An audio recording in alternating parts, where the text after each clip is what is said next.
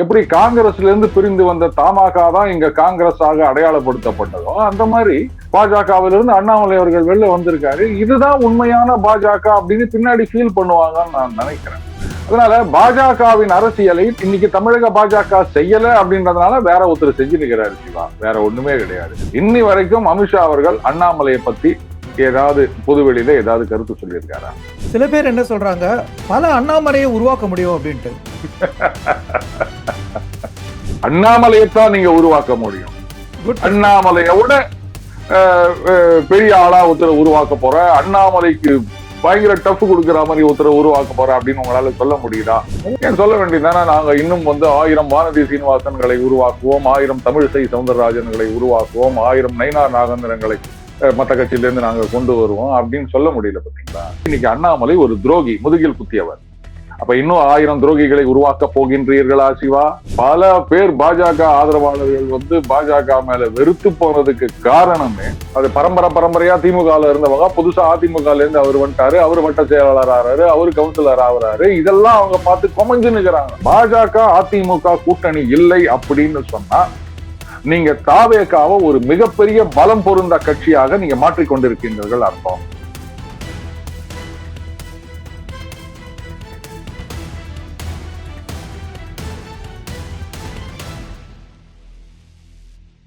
வணக்கம் நேயர்களே, இன்று நம்முடன் இணைந்திருப்பவர் டெய்லி பஞ்ச் அருண்.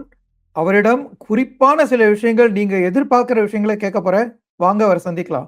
வணக்கம் சார். வணக்கம் சிவா. முதலே சொல்லிடுறேன், இன்னைக்கு நான் ரொம்ப கேஷுவலா இருக்க போறேன். Nothing serious. Very good. எது கேட்டாலும் நான் ஜாலியா தான் பதில் சொல்ல போறேன். அதுதானே சார் உங்க பஞ்ச. நீங்க ஒரு பஞ்சோடய பதில் சொல்லுங்க. ஆனா நீங்க எப்பயுமே உங்க உள்ளத்துல இருக்கிற சொல்லுவீங்கன்னு எங்களுக்கு எல்லாருக்கும் தெரியும்.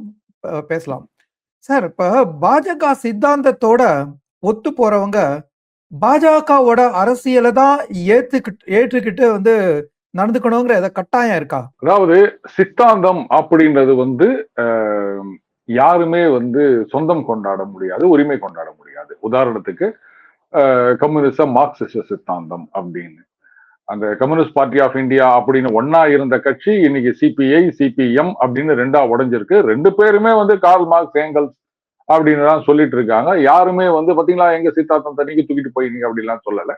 அதுக்கப்புறம் சிபிஐ மார்க்சிஸ்ட் லெனினிஸ்ட் அப்படின்னு வேற ஒரு கட்சி இருக்கு. இன்னும் நிறைய ஸ்பிளிண்டர் குரூப்ஸும் இருந்தது. தமிழகத்துல கூட தாப்பாண்டியன் அவர்கள் கூட தனியா ஒரு கம்யூனிஸ்ட் கட்சி வச்சிருந்தா மாதிரி எனக்கு ஒரு சின்ன ஞாபகம். சோ சித்தாந்தம் அப்படின்றது இது எல்லாருக்கும் பொதுவான விஷயம். அடுத்தது அந்த சித்தாந்தத்தை ஃபாலோ பண்ற கட்சிகள், அவங்களுடைய அரசியல் அப்படின்றது. இப்போ சிபிஎம் சிபிஐ சித்தாந்தம் ஒண்ணுதான் அப்படின்னாலும் அவர்களுடைய அரசியல் நடைமுறையில ஏதோ ஒரு வேறுபாடு வித்தியாசம் இருக்கின்றது. அதனாலதானே 2 தனித்தனியா கடன் நத்தினுக்கிறாங்க. 2 பேருடைய சித்தாந்தமும் ஒண்ணு, ஆனா அரசியல் நடைமுறை ஒண்ணு அப்படின்னா ஒன்னாவே போலாமா? எதுக்குங்க இன்னும் 2 கடை வச்சு நடத்தி நிக்கிறீங்க? நீங்க 2 ஓவர் ஹெட் காஸ்ட், 2 கடனு, இதெல்லாம் இருக்குது இல்ல? என்ன 2 கட்சியா இருந்தா 15 10ன்னு கிடைக்கும், ஒரே கட்சியா இருந்தா வெறும் 5 நிறுத்திச்சா என்ன பண்றது அப்படின்லாம் நீங்க கிறுக்கு கேள்வி கேட்டீங்கன்னா நான் பதில் சொல்ல முடியாது. ரைட். அப்போ சித்தாந்தத்தை யார் ஒன்னா ஃபாலோ பண்ணலாம் அப்படின்னு ஆயிப்போச்சு. சொல்ல போனா பாஜகவுக்கும் சிவசேனாவுக்கும் பெரிய ஒரு வித்தியாசம் சித்தாந்தத்துல அப்படின்னு சொல்ல முடியாது. ஆனா அவங்களுடைய அந்த அரசியல்ல மிகப்பெரிய வேறுபாடு இருந்தது, இருக்கின்றது, இருக்கும் அப்படின்றத நம்ம பார்க்கணும் இல்லையா? ரைட். இப்போ பாஜக அரசியல். ரைட். இதுல நீங்க எல்லாம் சொல்றீங்க, அதை பாருங்க பாஜகவை அவங்க அபியூஸ் பண்றாங்க அப்படின்னு. எனக்கு இன்னும் அப்படி தெரியல. எப்படி காங்கிரஸ்ல இருந்து பிரிந்து வந்த தமாக தான் இங்க காங்கிரஸாக அடையாளப்படுத்தப்பட்டதோ அந்த மாதிரி பாஜகவிலிருந்து அண்ணாமலை அவர்கள் வெளில வந்திருக்காரு. இதுதான் உண்மையான பாஜக அப்படின்னு பின்னாடி ஃபீல் பண்ணுவாங்கன்னு நான் நினைக்கிறேன். ஏன்னா இங்க வந்தவங்க அத்தனை பேருக்கும் இருக்கின்ற ஒரே ஒரு நோக்கம் என்னன்னா, ஐயோ பாஜக ஆட்சிக்கு வர முடியலையே, அதுக்கு இவங்க வேகமா வேலை செய்ய, இதைத்தான் அவங்க சொல்றாங்க. சரி, 2 நாளைக்கு முன்னாடி வானதி சீனிவாசன் அவர்கள் ட்வீட் போட்டிருக்காங்க. என்ன சொன்னாங்க? இது மாதிரி மத்திய அமைச்சர் அமித்ஷா அவர்களை சந்தித்தோம், அவர் தமிழகத்துல பாஜக ஆட்சி அமைப்பதற்கு எல்லாவித உதவிகளையும் செய்வோம் அப்படின்னு சொன்னாரு அப்படின்னு ரொம்ப சந்தோஷமா ட்வீட் போட்டிருந்தாங்க. இதையே அண்ணாமலை அவர்கள் வெளில போன பிறகுதான் சொல்றாங்க தமிழகத்தில் பாஜக ஆட்சின்னு. இதுக்கு முன்னாடி தமிழகத்தில் பாஜக ஆட்சின்னு அண்ணாமலை சொன்னப்போ அவர் துரோகி ஆயிட்டார், கூட்டணியை உடைச்சு திமுகவுக்கு உதவினவர் ஆயிட்டார். இன்னைக்கு அதிமுகவோட கூட்டணி தொடரும் அப்படின்னு தலைவர் சொல்லியிருக்காரு. இவங்க வந்து தமிழகத்தில் பாஜக ஆட்சி அப்படின்னு சொல்லியிருக்காங்க. அப்போ இது வித்தியாசமா தெரியலையா உங்களுக்கு? நிச்சயமா. அமித்ஷா அவர்கள் இங்க வரும்போது, அதாவது தேர்தலுக்கு முன்னாடி என்டிஏ கூட்டணி ஆட்சி அப்படின்னு சொல்லிட்டு போயிட்டாரு. இங்க அதுக்கு ஆளுக்கு ஒரு அர்த்தம் சொல்லியிருந்தாங்க. அதிமுக வந்து கிடையவே கிடையாது, அதிமுக தனித்ததான் ஆட்சி அமைக்கும், கூட்டணி எல்லாம் கிடையாது அப்படின்னு சொல்லியிருந்தாங்க. அப்போ இதுக்கு என்ன பதில் சொல்வீங்க நீங்க? அதனால பாஜகவின் அரசியலை இன்னைக்கு தமிழக பாஜக செய்யல அப்படின்றதுனால வேற ஒருத்தர் செஞ்சு நிற்கிறாரு சிவா. வேற ஒண்ணுமே கிடையாது. அவங்க அரசியலை ஏத்துக்கணும்னா எதுக்காக ஏத்துக்கணும்? நான் முதலே சொல்லிட்டேன், சித்தாந்தத்துக்கு யாரும் உரிமை கொண்டாட முடியாது அப்படின்னு. எப்படி கடவுளுக்கு யாரும் உரிமை கொண்டாட முடியாதோ அந்த மாதிரி சித்தாந்தத்துக்கும் யாரும் உரிமை கொண்டாட முடியாது. அவங்க அதே சித்தாந்தத்துல போறாங்கன்னா எங்க ஐடியாலஜியில நீங்க எல்லாம் வந்துட்டு போகக்கூடாது அப்படின்னு நான் சொல்ல. அவங்களுக்கு ஒரு வழிமுறைன்னு இருக்கு. அந்த மாதிரி அவங்க அரசியல் நடத்த போறாங்க. இன்னைக்கு வந்து தாவேக அரசாங்கத்துக்கு நிறைய இடத்துல இருந்து பாராட்டு வந்துட்டு இருக்குது, குறிப்பா பாஜக. அப்புறம் நீங்க வந்து சரி அவரே ஆட்சியில இருக்கட்டும், நாங்க தமிழக பாஜக ஆட்சி அமைக்கணும், எங்கேயாவது முயற்சி எடுப்பீங்களா? சந்தோஷம், தமிழகத்துல பாஜக ஆட்சி அமைக்க வேண்டும், தனித்த ஆட்சி அமைக்க வேண்டும் அப்படின்றதுக்காக தான் அண்ணாமலை வெளில போனாரு. இன்னைக்கு அவர் வெளில போன பிறகு நீங்க அந்த கருத்தை சொல்றீங்க. இதை முன்னாடியே சொல்லினா அந்த பிரச்சனையே வந்திருக்காது. இது ஏன் இந்த குழப்பம்னு தெரியல. சரி ரைட்டு சொல்லிட்டீங்க, பட் அதுக்கு என்ன பண்ண போறீங்க? ஒரு பக்கம் இன்னும் அதிமுகவோட கூட்டணின்னு சொல்லிக்கிட்டு பாஜக தனித்த ஆட்சி அப்படின்னு சொன்னா சக்கரபொங்கலுக்கு பன்னிக்கறி மாதிரி தான் இருக்குது சிவா. சோ அண்ணாமலையோட வேகத்துக்கு பாஜக கட்சியால இடம் கொடுக்க முடியாதனால, அதாவது அவர் வந்து ரொம்ப வேகமா பாஜகங்கிறது தமிழகத்துல ஆட்சி பொறுப்புல வரணும் அப்படின்னு விரும்பினாரு. சோ அவரோட வேகத்துக்கு இடம் கொடுக்க முடியாம பாஜக இருந்ததுனாலதான் அவர் வந்து பாஜக இருந்து வெளியேறினாரா? அப்புறம் வந்து இப்ப அவர் கூட வந்து பலர் பேர் கை கோக்குறாங்க. ஏன்னா அண்ணாமலைக்கு இப்ப எந்த பதவியும் இல்ல, அதிகாரமும் இல்ல. அவர் வெளியேறிச்ச ஒரு எம்எல்ஏ கூட இல்ல. இருந்தாலும் அவர் கூட போய் சேர்றாங்க. அவங்க ஏன் இப்ப அண்ணாமலையோட சேர்றாங்க? என்ன நோக்கம் இருக்க முடியும்? ஒண்ணு, வேகத்தை அவர்களால் ஏற்றுக்கொள்ள முடியவில்லை அப்படின்னு நான் சொல்ல மாட்டேன். நீங்க வந்து இதுதான் டெஸ்டினேஷன் அப்படின்னு ஆயிட்ட பிறகு போய் சேரணும் அப்படின்னு முடிவு பண்ணாதான் வேகமா போறதா ஸ்லோவா போறதா அப்படின்னு. இப்ப நீங்க சென்னையில இருக்கீங்க, திருச்சிக்கு போனோம். நீங்க திருச்சிக்கு போகணும்னு நினைச்சா மட்டும்தான் கார்ல போறதா, ட்ரெயின்ல போறதா, பிளைட்ல போறதா, அதுக்கப்புறம் கார்ல போனா எவ்வளவு ஸ்பீட்ல ஓட்டுறது அப்படின்ற கேள்விதான் வரும். இங்க 2 நாளைக்கு முன்னாடி வரைக்கும் திருச்சிக்கு போக வேண்டும் அப்படின்ற ஐடியாவே உங்களுக்கு இல்லை. அதாவது தனித்து ஆட்சி அமைக்க வேண்டும் ஐடியாவே இல்லை. அண்ணாமலை போன பிறகுதான் அவங்களுக்கு இந்த யோசனையே வந்திருக்கு போல இருக்கு. அவங்க ட்வீட்ல இருந்து தெரியுது பாஜக ஆட்சி அமைப்பதற்கு உதவி செய்யப்படும் சொன்னார் அப்படின்னு. அப்புறம் நீங்க வந்து வேகத்தை குறை சொல்லி நிக்கிறீங்க. இவங்க தான் போறதாவே இல்லையாங்க. அப்புறம் தானேங்க வேகமா போறது இல்ல மொளமா போறது அப்படின்ற ஒரு கேள்வி வரும். புரியுதுங்களா?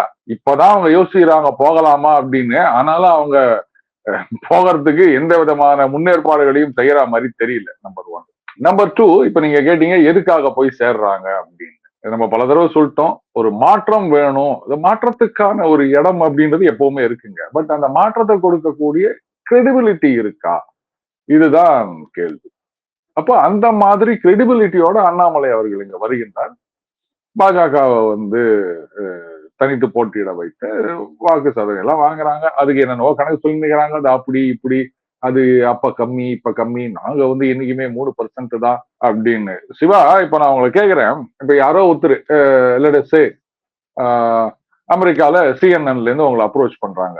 நாங்க வந்து நீங்க ஒரு ஃபேமஸ் யூடியூபர் அப்படின்னு நினைக்கிறோம், உங்களுடைய அந்த வீடியோ இதெல்லாம் அப்படி போயிருக்கு அப்படின்னு கேட்டீங்கன்னா, நீங்க வந்து எத்தனை வீடியோ, எந்தெந்த வீடியோ ஹையஸ்ட் போயிருக்கோ அதைத்தான் எடுத்து காமிப்பீங்க. அதை விட்டுட்டு ஆரம்பம் அப்படி இல்ல. சோ எது நல்லா பெர்ஃபார்ம் பண்ணிருக்கோ அந்த வீடியோவை தான் நம்ம எடுத்து காமிப்போம் இல்லையா? பாருங்க சார், இது இவ்வளவு போயிருக்கு சார் அப்படின்னு. நீங்களே போயிட்டு இது பாருங்க சார், இந்த வீடியோ வந்து 500 கூட போல சார், இந்த வீடியோ 1000 கூட போல சார், அதான் சார் எங்களுது. அது வந்து ஒரு 1 லட்சம் போச்சுன்னா அது அந்த நேரத்துல சார், இது 80,000 போச்சுன்னா அது இந்த நேரத்துல சார், மற்றபடி ஆவரேஜா எங்களுதெல்லாம் 300 சார் அப்படின்னு நீங்க சொன்னீங்கன்னா, உங்கள மாதிரி ஒரு பைத்தியக்காரன் இந்த உலகத்துல இருப்பானா? அப்போ நாமளே நம்மளை பத்தி உயர்வா சொல்லாம, நீங்க வந்து ஒரு 4 வீடியோ 1 லட்சம் போய் காமிச்சா கூட சிஎன்என்ல பாத்துட்டு சொல்லுவாங்க, என்ன 1 லட்சம் தூக்கி நிக்கிறது பாரு, அதெல்லாம் வந்து 10,000 தான் போய் இது பாரு அப்படின்னு அவன் கேட்கணும். செய்வா, நீங்களே கொண்டு போய் உங்களை குறைச்சி மதிப்பிட்டீங்கன்னு எங்களுக்கு 3% தாங்க. சொல்ல போனா 2.60 தான் எடுத்திருக்கணும். ஆனா நாங்க 2.97 எடுத்திருக்கோம். மேய்க்கிறது எருமை, இதுல என்ன பெருமை? நேத்து அமித்ஷா அதை தான் சொல்லியிருக்காரு அவங்க மீட்டிங்ல. அவர் சொன்னாரான்னு யாருக்கு தெரியும் சார்? நம்ம நியூஸ் வச்சுதானே சார் பேச முடியும். அவர் வந்து பிரசன்ட் பண்ணதாகவும் உண்மையிலே பாஜக வந்து வாக்கு சதவீதம் இழக்கல அப்படின்னு வந்து அந்த எல்லாருக்கும் எடுத்து சொன்னதாகவும் தான் தகவல். அதான் செய்தி. இந்த பாருங்க, what I feel is, Amit Shah அவர்களை பத்தி பேசி பேசி இங்க அவருடைய ஸ்ட்ராட்டஜி, அவருடைய அந்த வியூகங்கள் இதெல்லாம் வந்து ரெண்டு ஒண்ணு தானே, சரி இருந்துட்டு போட்டோம். அதெல்லாம் வந்து அன்இமேஜினபிள். அவர் வந்து வில் திங்க் இயர்ஸ் அஹெட். உங்களை மாதிரி மற்றவங்கள மாதிரி இதோ 2 மாசத்துக்கு இல்ல 3 மாசத்துக்கு அப்படி கிடையாது. பல வருடங்களுக்கு முன்கூட்டியே அவர் வந்து திட்டம் போடக்கூடியவர். அப்படி இருக்கச்ச அவர் வந்து இந்த மாதிரி பேசியிருப்பாரான்னு எனக்கு சந்தேகம். இன்னும் பல பேர் பல விஷயங்கள் சொல்லி இருக்கிறாங்க. அமித்ஷா அத்த சொன்னார், இத்த சொன்னார் அப்படின்னு சொல்லிட்டு. இன்னி வரைக்கும் அமித்ஷா அவர்கள் அண்ணாமலையை பத்தி ஏதாவது பொதுவெளியில ஏதாவது கருத்து சொல்லியிருக்காரா? இது வரைக்கும் இல்ல. இந்த சைடு அண்ணாமலை சைட்ல இருந்தும் அவர் எதுவும் சொல்லல. அந்த சைட்ல இருந்து ஒண்ணு இல்ல. இது வந்து ஒரு கம்பெனியில ரைட் சார், நான் அங்க போறேன் சார், இல்ல தனியா தொழில் பண்றேன், இல்ல வந்து வேற எனக்கு ஆப்பர்ச்சுனிட்டி கிடைச்சிருக்கு அப்படின்ட்டு ரிசர்வேஷன் பேப்பரை போட்டுட்டு ஒரு ஒரு 2 பேரும் காஃபி சாப்பிட்டு ரிலீவ் ஆகி வந்த மாதிரி தான் இருக்கு. இங்க இருக்கிற சில அல்ல சில்லறைகள் தான் வந்து இந்த மாதிரி பண்ணிட்டு இருக்குன்னு நினைக்கிறேன் நான். அதனால இது தேவையில்லாத விஷயம்னு தான் நான் சொல்லுவேன். அப்படியே அவர் சொல்லியிருந்தார் அப்படின்னு சொன்னா முதல்ல ஒரு விஷயம் புரிஞ்சுக்கணும். அது வந்து கட்சி நிர்வாகிகளை கூப்பிட்டு பேசியிருக்காரு. அது வந்து டோட்டலா அந்த இன்னர் பார்ட்டி மேட்டர். இதை இங்க வெளில வந்து சொல்லிங்கன்னு இதை வந்து பாத்தீங்களா அப்படி இப்படின்னு கிளைம் பண்றதே தப்பு என்ன கேட்டா. இது 4 சவுத்துக்குள்ள கட்சி நிர்வாகிகளுக்கும் கட்சி தலைவர் மேலிடத்துல இருக்கவங்களுக்கும் நடந்த விஷயம் இல்லையா சிவா? உண்மையில அத வந்து இந்த மாதிரி சொல்லிக்கிறது சரியா அப்படின்ற ஒரு கேள்வியும் எனக்கு இருக்கின்றது. ஏன்னா இத சொல்றதுனால பாத்தீங்களா அண்ணாமலையை நாங்க திரும்பிப்படுத்தி விட்டோம் அப்படின்னு இங்க சில பேர் நினைச்சு நிஜமாகவே அவர் அப்படி சொல்லியிருந்தாலுமே அதை வெளியில சொல்ல வேண்டியது சரியில்லை அப்படின்றதுதான் என்னுடைய கருத்து. அப்ப சொல்லிக்கிறாங்கன்னா அதுல இங்க இருக்கவங்க ஏதோ சம் அட்வான்டேஜ் டெரைவ் பண்ண பாக்குறாங்க அப்படித்தான் நான் நினைப்பேனே தவிர, சரி அதை விடுங்க, ரைட்டு, எத்தனையோ % அவர் இப்ப சொல்லிட்டாரு தனி ஆட்சி அமைக்க வேண்டும், அதுக்கு உதவி செய்யப்படும்னு. அதுக்கு என்ன ஏற்பாடு பண்றாங்கன்றதை பார்ப்போம். அதையாவது செய்யறாங்களான்னு பார்ப்போம். ஏன்னா அமித்ஷா அவர்கள் சொல்லியிருப்பாரா ஆட்சியெல்லாம் அமைக்க வேண்டாம், நீங்க எப்படி இருங்கன்னு சொல்லியிருப்பாரா? கடுமையா உழைக்க வேண்டும், ஆட்சிக்கு வர வேண்டும், இதைத்தானே வந்து ஒரு தலைவர் சொல்வாரு எந்த ஸ்டேட்டா இருந்தாலும். அதுக்கு இவங்க என்ன பண்ணாங்க அதை மட்டும் எனக்கு சொல்லுங்க. என்ன பண்ண போறாங்க? சரி இனிமே விட்டுருங்க. அண்ணாமலை இருந்தார், அவர் தான் கட்சி அப்படியே காலை இழுத்து பிடிச்சிருந்தாரு, எங்கேயும் மேல போகாம. அவர் தான் போயிட்டாருல, சுர் மேல போங்க, என்ன பண்றீங்கன்னு பார்க்க தானே போறோம். என்ன பண்ண போறோம்னு நீங்க சொல்லி முடிச்சீங்க. சில பேர் என்ன சொல்றாங்க, பல அண்ணாமலையை உருவாக்க முடியும் அப்படின்ட்டு. இல்ல ஒருவேளை அதுதான் செய்ய போறாங்க, அண்ணாமலை மாதிரி புது அண்ணாமலையை உருவாக்குவாங்களோ என்னவோன்னு உங்கள்கிட்ட கேக்குறேன். அப்ப கூட அண்ணாமலையைத்தான் நீங்க உருவாக்க முடியும். அண்ணாமலையோட பெரிய ஆளா ஒருத்தரை உருவாக்க போற, அண்ணாமலைக்கு பயங்கர டஃப் கொடுக்கிற மாதிரி ஒருத்தரை உருவாக்க போற அப்படின்னு உங்களால சொல்ல முடியுதா? அவங்கள மாதிரி ஒருத்தர் உருவாக்குவேன்னு சொல்லலாம். அண்ணாமலையை தான் அதுதான். அதாவது மறுபடியும் அண்ணாமலையை தான் நீங்க வந்து அந்த ஒரு யார்ஸ்டிக்கா வச்சுக்கிறீங்க. இதுதான் வந்து லெவல் அப்படின்ட்டு. இந்த மாதிரி நாங்க உருவாக்குவோம் அப்படின்னு ஏன் சொல்ல வேண்டியதானே? நாங்க இன்னும் வந்து 1000 வானதி சீனிவாசன்களை உருவாக்குவோம், 1000 தமிழிசை சவுந்தரராஜன்களை உருவாக்குவோம், 1000 நயினார் நாகேந்திரங்களை மத்த கட்சியிலேருந்து நாங்க கொண்டு வருவோம் அப்படின்னு சொல்ல முடியல. பாத்தீங்களா? எப்ப வந்து நாங்க இது தோனி ரிட்டையர் ஆனாலும் நாங்க இன்னொரு தோனியை உருவாக்குவோம் அப்படின்னு சொல்றீங்களோ அப்ப தோனி தான் வந்து உங்களுக்கான அளவீடு அப்படின்னு புரிஞ்சு போச்சு இல்ல? அவ்வளவுதான். அதுக்கு மேல நான் எதுவும் சொல்றதா இல்ல. நீங்க அண்ணாமலையை உருவாக்குங்க, இல்ல 1000 அண்ணாமலையை உருவாக்குங்க. அவங்களால உருவாக்க முடியுமா? அதுக்கு சொல்லுங்க. அவங்க பிளான் இருக்கட்டும். இன்னொரு அண்ணாமலை உருவாக்க முடியுமா? மறுபடியும் ஏன் நீங்க அண்ணாமலைக்கு போறீங்கன்னு நான் கேக்குறேன். அண்ணாமலை போனா இல்லங்க, நாங்க வந்து இங்க இருக்கிற இன்னும் 4 பேர் வந்து அண்ணாமலையோட நீங்க தனிப்பட்ட முறையில அண்ணாமலையோட ஆதரவாளர் நான் சொல்ல வரல.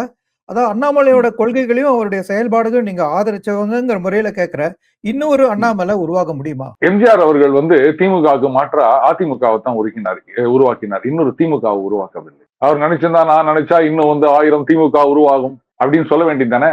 அவர் தீய சக்தின்னு சொல்லிட்டு அதிமுகவை உருவாக்கினார். நீங்க நாங்க இன்னும் 1000 அண்ணாமலையை உருவாக்குவோம் அப்படின்னு சொன்னா உங்களுடைய பாஷையில இன்னைக்கு அண்ணாமலை ஒரு துரோகி, முதுகில் குத்தியவர்.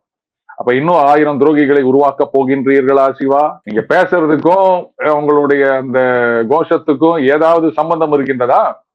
இன்னும் 1000 அண்ணாமலையை உருவாக்கி இன்னும் 1000 தடவை முதுகுல குத்து வாங்கிக்க போறோம் அப்படின்னு சொல்றீங்களா? ஏன்னா நீங்க என்ன சொல்றீங்க, துரோகி முதுகுல குத்தினவர், ஏன்னா அப்புறம் அவரை உருவாக்குறீங்க. ஒவ்வொரு கம்பெனிலையும் பாத்தீங்கன்னா ஒரு பைக் கம்பெனி அப்படின்னு எடுத்துக்கிங்கன்னா அதுல ஒண்ணு ஃபெயிலியர் மாடல் வரும். அதையே மறுபடியும் உருவாக்கணும், அதை தூக்கி போட்டு அதை விட நல்ல மாடலா டெவலப் பண்ணுவாங்கன்னா அதை விட்டுட்டு அந்த ஃபெயிலியர் மாடலையே நான் மறுபடியும் உருவாக்குவேன் அப்படின்னு ஒருத்தன் சொன்னான்னா அந்த கம்பெனி உருப்பிடுமா? நான் கம்பெனியை தான் சொன்னேன், கட்சியை சொல்லல. பொன்னையும் வந்து பாஜகவை அபியூஸ் பண்றான் அப்படின்னு ஒரு கும்பல் வருவாங்க. நீங்க பேசுறதுல ஏதாவது லாஜிக் இருக்கா அப்படின்னு நான் கேட்கிறேன். இந்த கேள்விக்கு உங்களால பதில் சொல்ல முடிஞ்சா சொல்லுங்க. அதை விட்டுட்டு இவன் வந்து அவருக்கு சொம்பு தூக்குறான், இவருக்கு வேலை போயிட்டான் அப்படின்லாம் பேசிட்டு இருக்கிறதெல்லாம் பார்க்கும்போது சிரிப்பா வருது. இவனுங்களுக்கெல்லாம் அதான் சொல்லுவாங்க, சரி விடுங்க, இதுக்கெல்லாம் பதில் சொல்ல நான் நேரத்தை வீணடிக்க விரும்பல. நீங்க எத்தனை பேரை ஒன்னா உருவாக்குங்க, எத்தனை பேரை உருவாக்குறீங்கன்றது பெரிய விஷயம் கிடையாது. கட்சியை எந்த அளவுக்கு கொண்டு போறீங்க அப்படின்றதுதான் முக்கியம். தனித்து ஆட்சி ஆர் அட்லீஸ்ட் கூட்டணி ஆட்சியாவது பிடிக்க வேண்டும் அப்படின்ற ஒரு லட்சியம் இருக்கா? அதுக்கு என்ன பண்ண போறீங்க, அதை செய்யுங்க. நீங்க அண்ணாமலையை உருவாக்குறது அப்புறம் வச்சுக்கலாம், கட்சியை வளர்க்கணும்.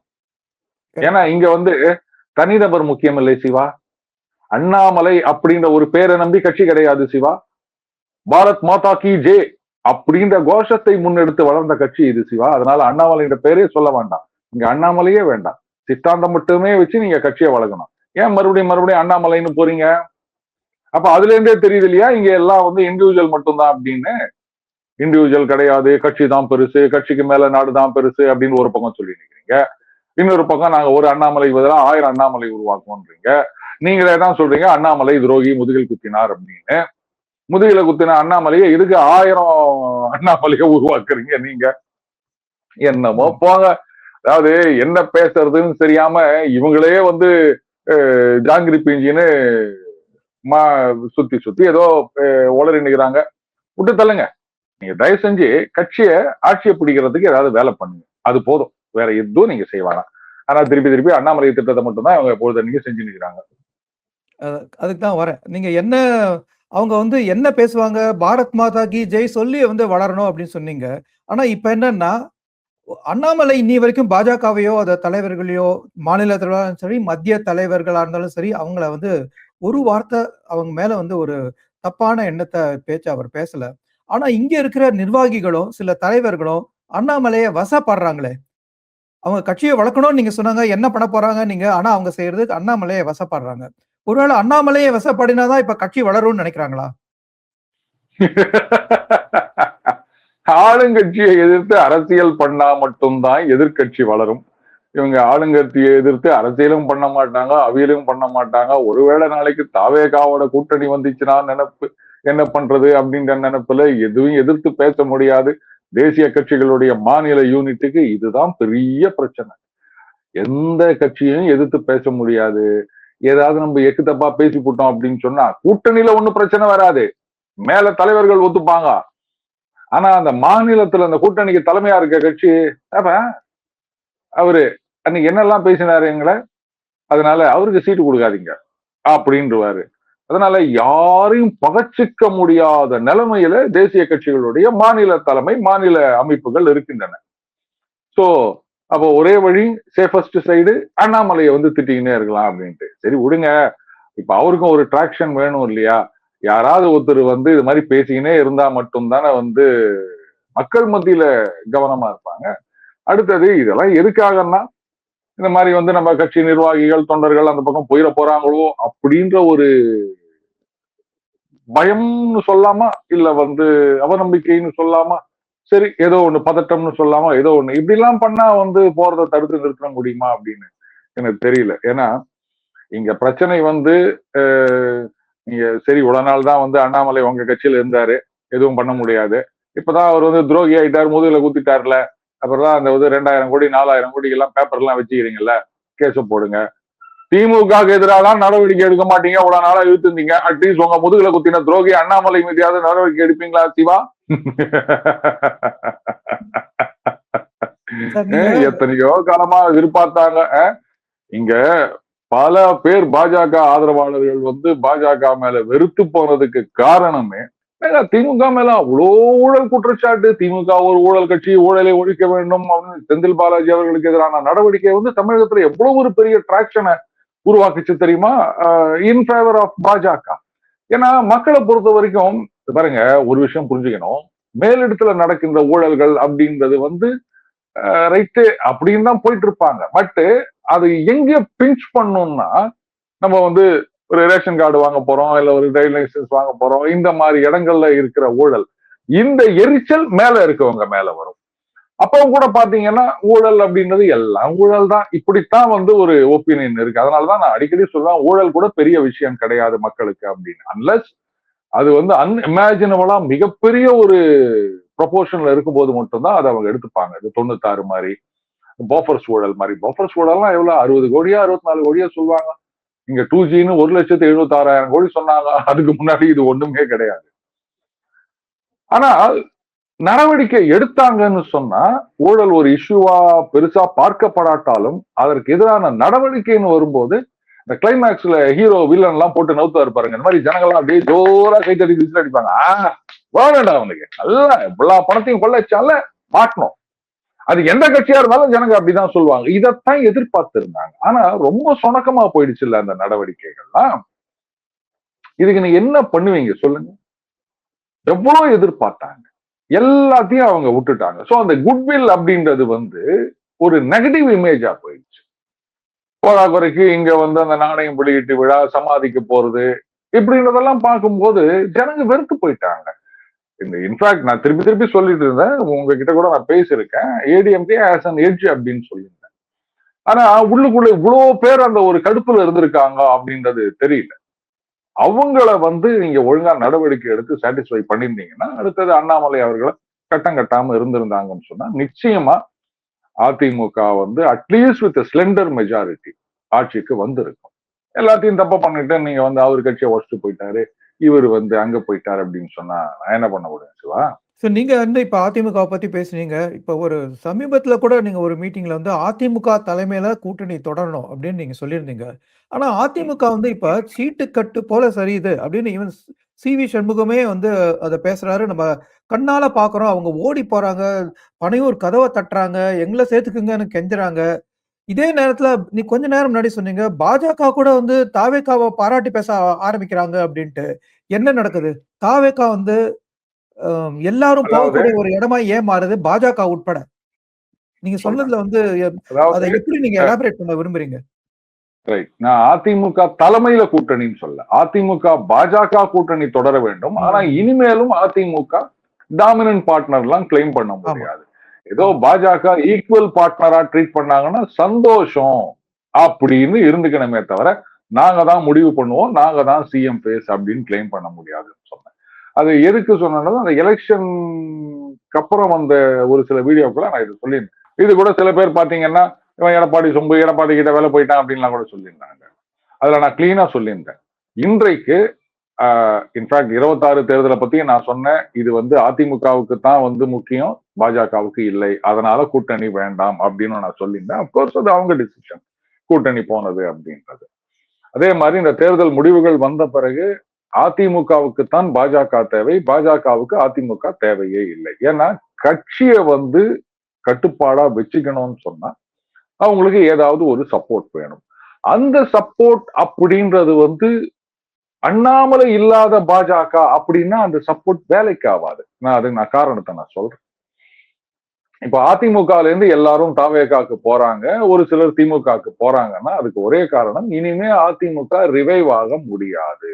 இங்க கரிஸ்மாட்டிக் லீடர் கிடையாது. அந்த பக்கம் ஒரு மாஸ் ஹீரோ வந்து சிஎம்ஆ வந்திருக்காரு. அதனால இதையெல்லாம் பீட் பண்றதுன்றது ரொம்ப கஷ்டம். திமுக கதை வேற, அதிமுக கதை வேற. அவங்க 10 வருஷம் ஆனாலும் இருந்து வெயிட் பண்ணி வருவாங்க. இங்க அந்த மாதிரி கிடையாது. இளைஞர்களே கிடையாது முதல்ல கட்சியில. அது என்னவோ இந்த எலெக்ஷனுக்கு முன்னாடின்னு இல்லை, அதுக்கு முன்னாடியே இந்த ரிசல்ட் வர்றதுக்கு முன்னாடியே எடப்பாடியார் அவரோட நிர்வாகிகள் கிட்ட பேசும்போது இந்த கட்சியில இளைஞர்களே வர்றதில்ல அப்படின்னு பேசினதாகவும் செய்தி வந்தது. அப்ப புதுசா உங்க இன்கமிங் யாருமே இல்லை அப்படின்னும் போது ஸ்டாக்னேட் ஆயிடுச்சுன்னு தானே அர்த்தம் கட்சி. அப்போ இதுல இனிமேல் நம்மளால சர்வைவ் ஆக முடியாது, எதிர்காலம் கிடையாது அப்படின்றத அவங்க புரிஞ்சு வச்சிருக்காங்க. சரி, இந்த தேர்தல் முடிவு வர்றதுக்கு முன்னாடியே சிவா கண்ணெதிர்க்க பார்த்திருக்கேன். எத்தனையோ கீழ்மட்டத்துல இருக்க நிர்வாகிகள் அதிமுக இருந்தவங்க எல்லாம் அப்படியே கொஞ்சம் கொஞ்சமா திமுக போயிட்டு அங்க ஏற்கனவே இருந்த திமுக காரங்களோட இவங்க டாமினேட் பண்றதையும் நான் பார்த்திருக்கேன் எங்க ஏரியால. அது பரம்பரையா திமுகல இருந்தவங்க புதுசா அதிமுகல இருந்து அவர் வந்துட்டாரு, அவரு வட்ட செயலாளர் ஆறாரு, அவரு கவுன்சிலர் ஆகுறாரு. இதெல்லாம் அவங்க பார்த்து கொமஞ்சு நிக்கிறாங்க. காலங்காலமா கட்சியில இருந்த எனக்கு ஒண்ணும் இல்ல, புதுசா வந்தவங்க எல்லாம் இப்ப எங்க மேலையும் வந்து செந்தில் பாலாஜி அவர்கள் இந்த மாதிரி அதிமுகல இருந்து போனவங்க தான் திமுகல கோல வச்சு கொண்டிருக்கின்றார்கள். சோ இது ஏற்கனவே ஆரம்பிச்சிடுச்சு. இது வந்து குறிப்பா 19 தேர்தலுக்கு பிறகுன்னு நான் சொல்லுவேன். அப்போ இது மேல எம்எல்ஏக்களோ இல்ல பெரிய தலைவர்களோ போறது மட்டும்தான் அவங்க கண்ணுக்கு தெரியுது சிவா. கீழ்மட்டத்துல போறது வந்து அங்க லோக்கல்ல போறவங்களுக்கு தான் தெரியும். இது அவங்க ஃபீல் பண்ண மாதிரி தெரியல. சரி ரைட்டே அவர் கட்சி விட்டு போட்டாரா, அந்த இடத்துக்கு இன்னொருத்தர போடு, இப்படியே இருக்காங்களே தவிர ஏன் இவ்வளவு பேர் போறாங்க அப்படின்றத பத்தி ஃபீல் பண்ண. அண்ட் லோக்கல்ல இருக்க யூனிட்டும் ஐயா இந்த மாதிரி நிர்வாகி எல்லாம் போட்டாங்க. ஏன்னா லட்சத்துக்கும் அதிகமான பதவிகள் இதெல்லாம் மேலிடம் வரைக்கும் போய் சேர்றதான்னு தெரியாது. ஒன்றியம், கிளைக்கழகம் இப்படி எல்லாம் இருக்குன்னு வச்சுக்கோங்களேன். அவங்க வட்ட செயலாளர்கிட்ட சொல்லணும், அவர் மேல சொல்லணும், இந்த கெட்ட செய்தி எல்லாம் எதுக்கு போய் மேல சொல்றதுன்னு கூட நிறைய பேர் சும்மா இருந்திருப்பாங்க. சரி வேற யாராவது போஸ்டிங் போட்டுக்கலாம், இல்ல கம்னரு அந்த ஆள் இல்லைன்னா யாராவது மேனேஜ் பண்ணிக்கங்க அப்படின்னு கூட வந்து ஒரு மாதிரி பூசி மொழி இருக்கலாம். சோ இது உள்ளுக்குள்ளேயே அரித்து விட்டது அப்படின்னு தான் நான் சொல்லுவேன். அப்போ ஒண்ணு இங்க பாஜக இது பாருங்க வந்து மத்திய அரசாங்கத்துல இருக்கின்ற கட்சி, அதனால வந்து நமக்கு ஒரு பாதுகாப்பு இருக்கின்றது, நாம எப்படியும் மறுபடியும் ஆட்சியை பிடிப்போம் அப்படின்ற நம்பிக்கையை கொடுக்கணும்னு சொன்னா பாஜகவுடன் கூட்டணி தேவை அப்படின்னு சொன்னேன். அந்த பாஜகவும் அண்ணாமலை தலைமையில் இருந்தா மட்டும்தான் ரைட்டு நம்ம கட்சி மேல வரும் அப்படின்ற ஒரு நம்பிக்கை இருக்கும். அண்ணாமலை அவர்கள் போன பிறகு பாருங்க இன்னும் சில பேர் இப்ப தாவேக்காக பாஜகல இருந்து போக ஆரம்பிச்சிட்டாங்க. இதுக்கு என்ன பதில் சொல்றீங்க? சோ இப்ப அதிமுக பாஜக ரெண்டு கட்சியிலுமே இனிமே ரிவைவ் ஆகுறதுக்கு சான்ஸே இல்லைன்ற மாதிரி ஆகி போச்சு. இது வரைக்கும் அதிமுகல இருந்தது, இப்ப தமிழக பாஜக ஆயிருக்கு. இதுக்கெல்லாம் யார் காரணம்? இதுதான் நான் சொன்னேன், இந்த கூட்டணி தொடர். அதுக்கு நான் இன்னொரு காரணமும் சொன்னேன். எதுக்காக வந்து பாஜக இன்னும் அதிமுகவை கட்டி சுமக்கணும்? அதான் அதிமுக தான் இல்லைன்னு ஆகி போச்சு, திமுகவும் கூட்டணி இல்லைன்னு ஆகி போச்சு. அப்ப இந்த நேரத்துல ஒட்டுமொத்தமா அந்த ஆப்போசிஷன் ஸ்பேஸ பாஜக ஆக்குபை பண்ணலாம அப்படின்னா, அதிமுகல அந்த நிர்வாக கட்டமைப்புன்னு இருக்கு, அதுக்கும் மேலா அந்த ஒரு 18-20% வாக்கு வங்கி இருக்கு. இப்போ நாங்க அதிமுக நமக்கு வானான்னு பாஜக முடிவெடுத்தாங்கன்னா அதை நான் ரொம்ப எக்ஸ்பிளிசிட்டாவே சொன்னேன். பாஜக அதிமுக கூட்டணி இல்லை அப்படின்னு சொன்னா நீங்க தாவேகாவை ஒரு மிகப்பெரிய பலம் பொருந்த கட்சியாக நீங்க மாற்றிக்கொண்டிருக்கின்றீர்கள் அர்த்தம். ஏன்னா அதிமுகல இருந்து அப்படியே ஒரு மிகப்பெரிய எக்ஸோடஸ் அந்த பக்கம் தாவேகால போய் சேர்ந்துருவாங்க. ஏன்னா இவங்களுக்கு எதிர்காலம் கிடையாது, இவங்க தான் நிகழ்காலம். அதனால அங்க போயிட்டு நாம இனிமே இது பண்ணோம், அவங்களும் சந்தோஷமா ஏத்துப்பாங்க. தாவேகா ஒரு அசைக்க முடியாத சக்தி ஆகிவிடும். அதுக்காகவாது இந்த கூட்டணி தொடர வேண்டும் அப்படின்னு நான் சொல்லியிருந்தேன். அன்றைக்கு இருந்த சிச்சுவேஷன்ல அண்ணாமலை அவர்கள் தலைவராக இருந்தாரு. பட் இப்போ அவரும் போயிட்டார் அப்படின்னும் போது ரொம்ப கஷ்டம். அதிமுக வந்து ஏதோ ஓரளவுக்கு மிச்சம் மீதி இருக்கிறதையாவது காப்பாற்றணும் அப்படின்னு சொன்னா டிடிவி தினகரன் அவர்களை மறுபடியும் கட்சியில சேர்த்து, இதே நானே சொல்லியிருக்கேன், டிடிவி எல்லாம் வந்து அதிமுகல சேர்க்கக்கூடாது, டிடிவி, ஓபிஎஸ், சசிகலா இந்த 3 பேரையும் சேர்க்கக்கூடாதுன்னு சொல்லியிருந்தேன். பட் அன்னைக்கு இருந்த சிச்சுவேஷன் வேற, இன்னைக்கு இருந்த சிச்சுவேஷன் வேற. கொஞ்சமாவது அந்த கட்டமைப்பை கட்டி காக்க வேண்டும் அப்படின்னா ஒரு டிடிவி தினகரன் தான் முடியும். இப்போ இன்னைக்கு சொல்றேன் கேளுங்க, இப்ப வந்து அந்த 21 பேரோ திரும்பி வந்துட்டாங்கன்னு நீங்க நினைக்கலாம். ஆனா இது வந்து நிரந்தரமாக திரும்பி வந்தது கிடையாது. மறுபடியும் இது ஒண்ணு நடக்கும். அதிமுகவே வந்து தாவேகாவுக்கு நிபந்தனையற்ற ஆதரவு கொடுப்பதும் நடக்கலாம். சிவா நீங்க பார்க்க தானே போறீங்க. நமக்கு திமுக தான் எதிரிங்கிறத மறக்க கூடாது அப்படின்னு சொல்லியிருக்காரு எடப்பாடியார். தாவேகா எதிரி இல்லை, திமுக தான் எதிரின்னு வேற சொல்லியிருக்காரு, அதையும் சேர்த்து சொல்லியிருக்காரு. ஆமா, அதான் இவங்க வந்து சரி வேற வழி இல்லை. ஏன்னா அட்லீஸ்ட் ஏதோ ஆதரவு அப்படின்னாலும் ஏதோ கொஞ்சம் மாறியும் தெரியும் அப்படின்னு ஏதாவது கொடுப்பாங்க. கூடவே இன்னொன்னு சொல்லிக்கலாம், நாங்க ஆதரவு கொடுக்குறோம், தயவு செஞ்சு எங்க ஆளுங்களை இதுக்கு மேல இழுத்துக்காதீங்க அப்படின்னு ஒரு கண்டிஷன் போனால, மந்திரி பதவி இல்லாட்டா கூட யாரையும் சேர்க்காதீங்கன்னு சொல்லலாம். அது கண்ணுக்கு தெரியாம சேர்றதை யாராலும் தடுக்க முடியாது, அது வேற விஷயம். பட் கடைசி வரைக்கும் ஜூனியர் பார்ட்னரா தான் இருக்கணும். இதுக்கு அப்புறம் அவங்க அதிமுக ஆதரவுன்னு முடிவு கொடுத்தா ஜூனியர் பார்ட்னரா இருந்து அடுத்த தேர்தலில் காணாம போயிடும். ஆதரவெல்லாம் இல்லை அப்படின்னு சொன்னா கட்சியே காணாம, இப்பவே காணாம போயிடும். அவ்வளவுதான். இப்பவா அப்பவா, it's only a question of when, not if. சரி, இப்ப இந்த மாதிரி ஒரு மாறி வர அரசியல் சூழ்நிலையில தாவேகாக்கு எதிர் சக்தியா அண்ணாமலை தன்னுடைய இயக்கத்தை வந்து ஒரு கட்சியா மாற்றி கொண்டு போனான்னா விஜய் வர்சஸ் அண்ணாமலை அப்படின்னு வந்து கள மாறறதுக்கு தயாராயிடுச்சா? ஒன்னும் மாறலன்னு நீங்க நினைச்சிட்டு இருக்கிறீங்களா? இப்பவே அப்படிதானே இருக்கு. அது தயாராயிருக்கா? எப்படி போயிட்டு இருக்கப்போ? இப்பவே அவர் கட்சி ஆரம்பிச்சாலும் ஆரம்பிக்காவிட்டாலும் இப்பவே அப்படித்தான் இருக்கிறதா நான் பாக்குறேன். ஏன்னா அதிமுக ஒண்ணுமே இல்லாம போயிடுச்சு. திமுக வந்து கூட்டணியும் கிடையாது, வாக்கு வங்கியும் இல்லை அப்படின்ற மாதிரி ஆயிப்போச்சு. அந்த ஒரு பில்டிங் அப்படியே இருக்குது. 29 தேர்தல்ல தான் அவங்களுக்கு பிரச்சனை என்னன்றது தெரியும். எதுவுமே இல்லாம 2014 மாதிரி எல்லா தொகுதிகளையும் திமுக தோற்பதற்கான வாய்ப்புகள் தான் எனக்கு இப்ப பிரகாசமா தெரியுது. கூட்டணி கட்சிகள்லாம் அப்படியே ஜஸ்ட் லைக் தட் தூக்கி போட்டுட்டு உதறி தள்ளிட்டு போயிட்டாங்க. அவங்க எல்லாம் இல்லாம கூட்டணி கட்சி இல்லாம ஜெயிக்க முடியாது. இப்ப வாக்கு வங்கியா அந்த பக்கம் போயிடுச்சுன்னும் போது எந்த காலத்துல ஜெயிக்கிறது திமுக? அதாவது முட்டு கொடுக்கறதுக்கு ஆளே இல்லாம அப்படியே சரிஞ்சிருங்கிறீங்க.